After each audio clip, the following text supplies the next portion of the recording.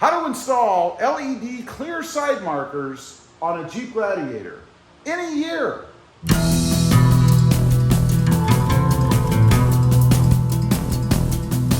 Well, good afternoon everybody, and welcome back to Rob Motive JT. Today I'm going to be installing clear side markers, LED clear side markers, on my Jeep Gladiator Mojave. Now these can be put on any Jeep Gladiator. And what I'm talking about, we have the orange clear side markers on here, and for me it's just kind of a conflict. You've got this nice clean white area or clear area here, and then you have this amber orange color over here. I don't like that. So what I'm going to do, I'm going to replace these with clear. They do have an amber bulb inside so that you still get the amber light when they're turned on, but I'm going to install those in the sides or on the sides of the Jeep Gladiator. So let's take a look real quick at what I've got. There will be a link down below if you want to check out pricing and all that good stuff. But they come in a handy dandy little box right here. Pretty simple. Packed in a little bit of wrap, I guess. Let's go ahead and pull one out so you can see what they look like. Easier said than done. There we go. And then they do have a little protective shield over the front of them, I guess. But this is what they look like. They simply plug into the existing wiring in the truck. So it's a plug and play application. Pretty simple to do. Now, as I mentioned, they're going to replace what we have on the sides over here. They're going to look something like that. Of course, this is for the driver's side. It's doesn't fit on this side. Make sure you put them on the right side. Be kind of hard to put them in incorrectly, right? That's it. Pretty simple to do. Now, as far as tools that you need to do this, not too much. Couple of hand tools, couple of little pry bars. That's to remove a couple of little rivet type things underneath. A light or two always helps.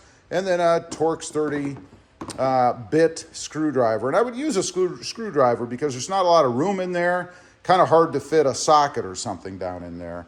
Now, underneath, let's go ahead and light this up for you. Again, a couple of lights always helps. You've got a couple of little rivet type things, one here and one here. On some of the Jeep Gladiators, the top one here is recessed in a little divot, if you will.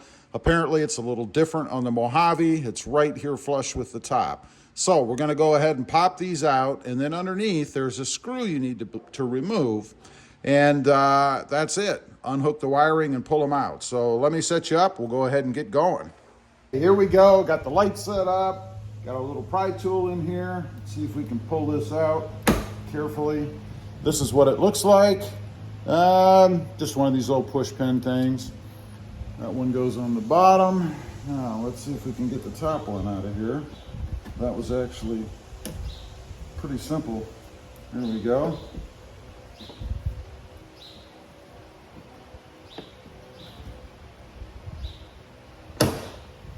There you are. This one looks to be a little bit smaller. So the top one is a little smaller. Keep those separate so I can put them back in the same spot. And then we kind of have to pry out the inner fender a little bit. There you go. And that's to expose, hopefully, the screw in the back. I'll show you that in just a minute. I'm going to get something to hold this out. Probably a bungee cord or something just to keep it out of my way. Okay, just for clarity, let's let you guys see. The screw I want is that one right there. There's actually two. There's one up above. Looks like it could be that one. It's definitely not the one right there. You guys can see that one sort of in the shadows. It's the one that's right here with the white wire kind of coming down. So that's what we're going to remove. Again, that's a Torx 30 screw. So let me go ahead and pull that out.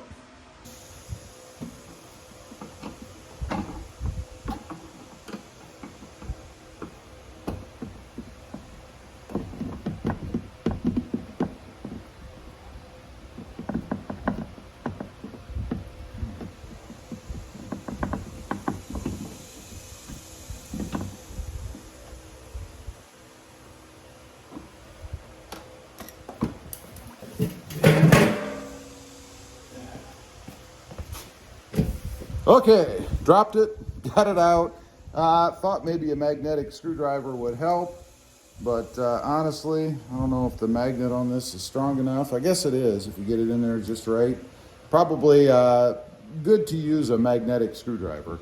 But anyway, we've got that out. So now let's see if this pulls out of here. It should. Just a little tip for you. It does kind of pull forward and out. I had to use a pry tool right here on the edge to gently get it out of there. But once you do that, it comes out. You want to take a look under there, make sure that you know the position of the new one that's going to go in. So let me go ahead, pull this thing out. We do have to disconnect the wiring. It is actually right up there, and if you look real close at the top, you can see the connector. That's what you have to disconnect. Should be a little pin kind of thing to push in or pull out. So we'll do that. Can't really get that on camera for you because it's pretty tight spaces in there. Now that I've got this thing out, it helps to have a pick tool or something. On top, there is a little clasp that goes over this little nub, and you kind of push it up. Pick tool works really well to get underneath that little ledge and pop it up so that you can pull this out. Pretty small, and pay attention to the way that it was. It just slips back in, should be pretty easy to do. So now I'm gonna go ahead and grab the other one, the new one, and we'll put that in. Okay, everything is installed. There's a quick sneak peek at it. We'll light them up here in a minute. But there's what the wiring looks like. And then right up in here is where I've connected. A little tedious, but you can actually reach up with your other hand from down here. So you can get two hands up in here to kind of finagle the plug in.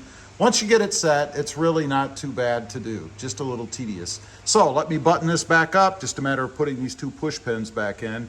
I'll do the other side, and then we'll take a look at the finished product. Got it all done, pretty simple install. Do have a little wound, kind of scraped my finger on some of the molding in there, but you probably won't have that problem. Anyway, it's all done. Let's take a look, and then I'll fire it up. You can see what it looks like lit up. Again, it's just clear, if you will, really kind of white, I guess.